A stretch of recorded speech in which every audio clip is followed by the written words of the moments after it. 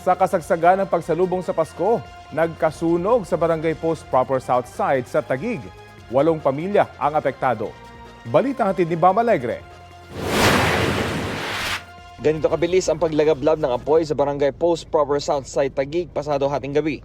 Itinaas ang unang alarma, hudyat para rumisponde ang hindi bababa sa 4 na fire truck. Nakakontrol ang sunog matapos ang 1 oras. Tuluyan itong naapala matapos ng ilang minuto. Walang naitalang sugatan o nasawi dahil sa sunog. Ang uri ng bahay ay parang isang tambakan yata ng kalakal. Tapos, nagiinuman yata itong magkatropa yata po ito.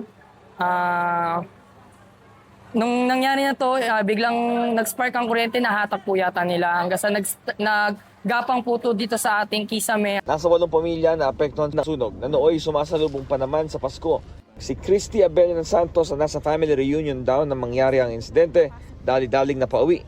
Wala po ako dito kanina pero dito po ako nakatira. Tapos napanood po namin yung sa Facebook na sunog.